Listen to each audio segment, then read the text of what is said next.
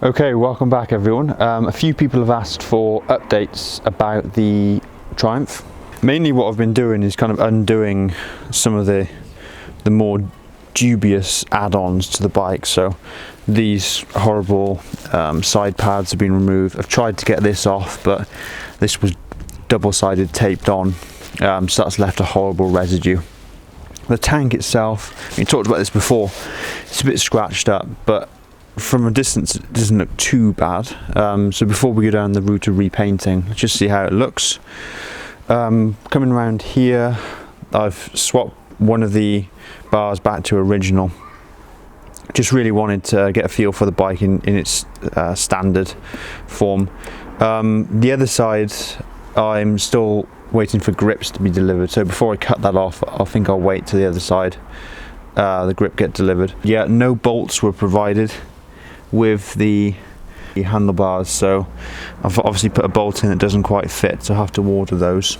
So I freed up the mirrors, just greased those, they were seized. If you look at this side, we've got the standard bolt. This side we've got an Allen kind of forced in, and see it sticks out the bottom, so we need to find a replacement for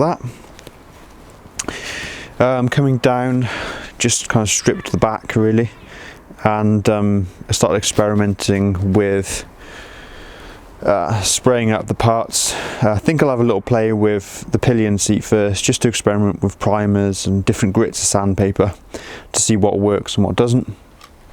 And at the same time, I've started on the rear cowling, so obviously sanded it down. You can see it was blue and it's kind of reddy colour. It looks like it was blue underneath.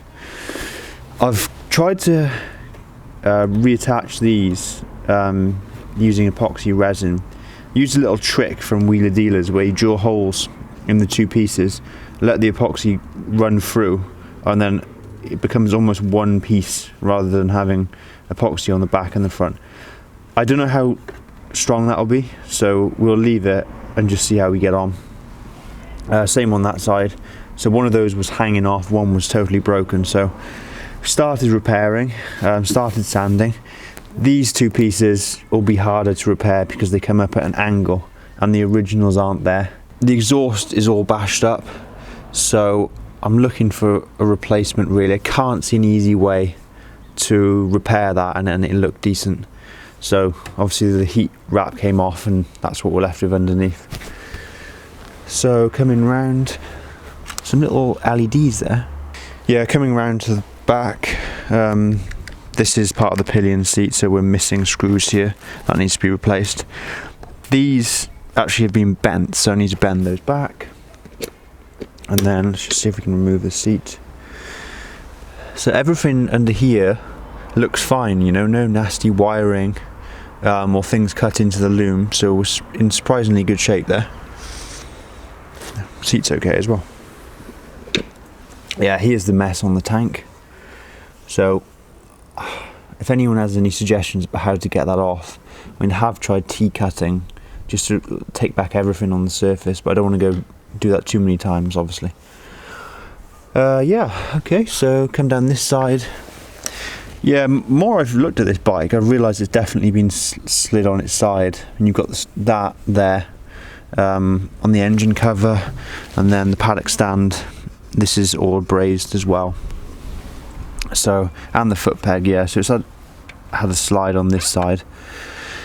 Okay, so coming further down, yeah, these need to be replaced. So what we'll do is, yeah, get started today, I think. So I had a delivery from Speedy Fasteners. Basically you buy this kit and it contains all the bolts to assemble a fairing on a Triumph Daytona 600, and it's cheaper than buying all of the bolts directly from Triumph. And you get this kit here, which hopefully includes everything. There's a lot of fasteners in there, and they say that the bolts are better, so they'll last longer, more resistant to corrosion than the factory items.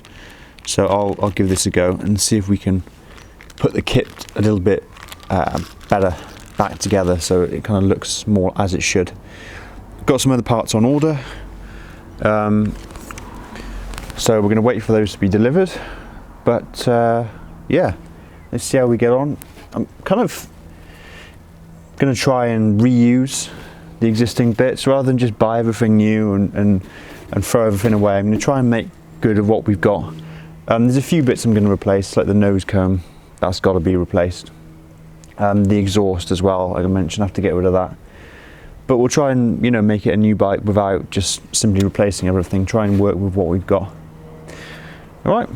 Well, yeah, I'll cut to the slow-mo.